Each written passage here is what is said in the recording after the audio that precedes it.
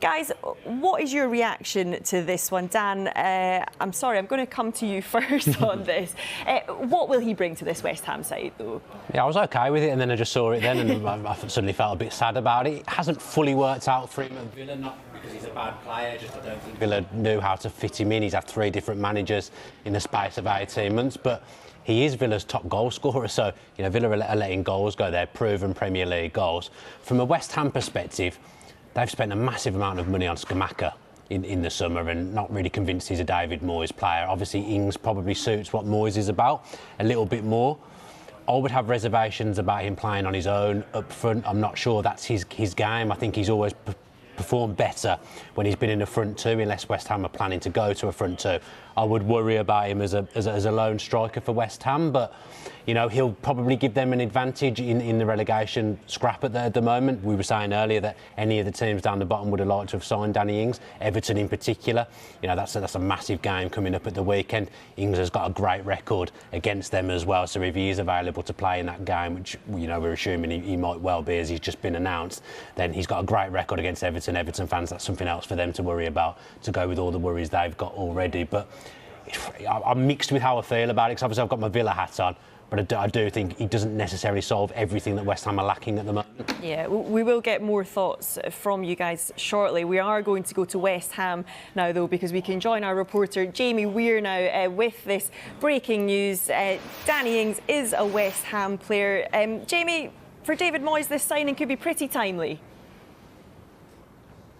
Yeah, absolutely, and it's an interesting one, Joe, because I was here a couple of weeks ago speaking to David Moyes and asking about West Ham's potential to do some business in the January transfer window, and his answer very much then was, well, it's probably unlikely we're going to do anything. We signed so many players in the summer and the priority is getting them all bedded in, but this opportunity presented itself, and as Dan was saying in the studio there to you, I think it's a great bit of business for West Ham because he will bring goals. He's a proven Premier League goal scorer, and that is something that has dried up for West Ham this season and been a big problem for them. Mikel Antonio, a big source of goals for them last season, the last couple of seasons when they've done so well, just hasn't had his scoring boots on. And Scamacca, as Dan said, a lot of money was spent on him. He hasn't quite hit the ground running either. With Danny Ings, you've got a proven Premier League striker. And look, I know you just announced the news just a few moments ago, but just to recap, it was done before the midday deadline, so he is available for what is a huge game against Everton tomorrow at the London Stadium. And I'm particularly drawn to the very final paragraph of this statement as well, because it says everyone at West Ham United would like to welcome Danny and his family to East London and wish him the very best for his career in claret and blue. Well, he's now completed the hat-trick of Premier League clubs that play in claret and blue, having played for Burnley, Aston Villa, and tomorrow perhaps getting his debut for West Ham. OK, Jamie, thank you very much for now.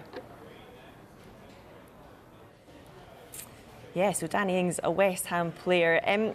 Flex, Dan did say there when we came to him about, what was I going to say? I've completely lost my train of thought. Oh yeah, sorry. That all, the bottom 5 teams in the league, they would all be pretty happy to sign a player like Danny Ings.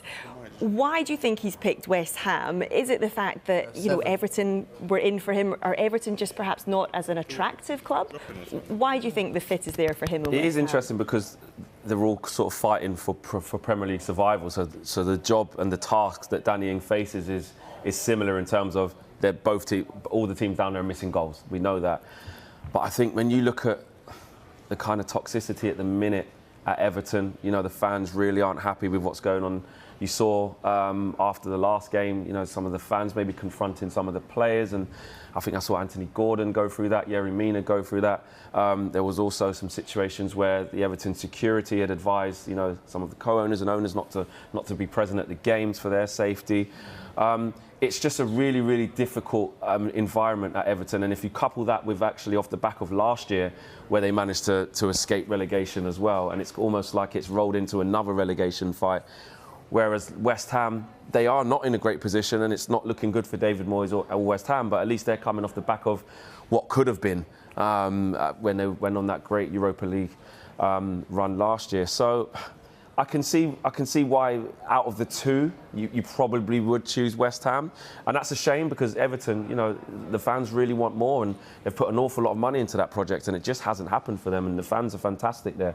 But it's a really difficult time for Frank Lampard. I think probably just harder than for than for David Moyes. Yeah, well, I asked you why he joined West Ham. We can actually just bring you some quotes from Danny Ings. He says, "I'm really excited to join West Ham United. It's important I settle in as quickly as I can do and do the important stuff on the pitch for West Ham. We've got some massive games ahead of us, and I've come here to try and score as many goals as I can to help the team to get some positive results. I am really looking forward to getting started." And his new manager, David Moyes, he said this, "I am really pleased to add Danny to the squad." He says he's a proven Premier League goal scorer and will add great competition for places in the attacking third. We're looking forward to integrating him into the group as we go into a busy period in our season. Zach, is this a little bit of a last throw of the dice for David Moyes? West Ham spent a lot of money in the summer, and so you think they couldn't. This January they couldn't go big really after what's happened. So I think the fee is really reasonable for someone like Danny Ings. As Moyes mentioned, this is a guy who is a Premier League proven striker. He's done it for several teams. You wonder what could have been if it wasn't for the injuries at Liverpool, whether he could have even gone on to be a huge success there as well. I think it's fair enough to say that his Villa time maybe didn't go to plan. I think Dan may agree to that. West Ham are in need of goals really badly. I still think they're kind of struggling creatively as well. But with Scamacca getting injured, Antonio kind of out of form at the moment, they need somebody there to try and add competition. And Danny Ings definitely does do that. Is it a last throw of the dice? I mean, we'll find out come the end of the season. Yeah, we will. Just to reiterate, the club are saying that all paperwork was submitted ahead of the midday deadline for the player to be eligible for tomorrow's fixture against Everton. The club expects it will receive formal confirmation this afternoon. So, yeah, they are expecting that he could feature against Everton. Dan, you mentioned that he's got a pretty good record against Everton, doesn't he? Yeah, I think it was 6 in 13 or something along those lines when we were looking at the stats earlier. I remember he scored against Everton earlier on in the season at Villa Park in Villa's first home game of the season.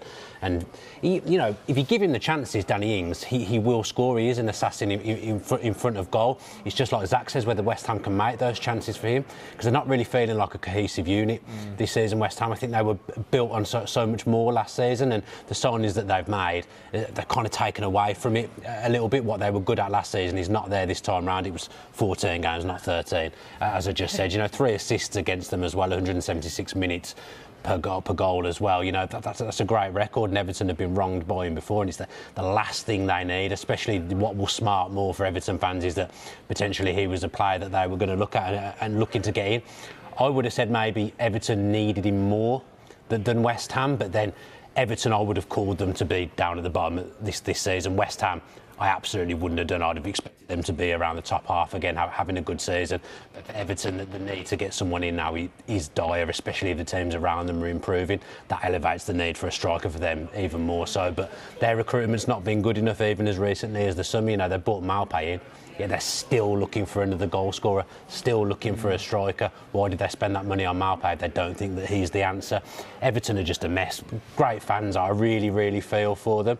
But yeah, Danny Ings could cause them more trouble this weekend.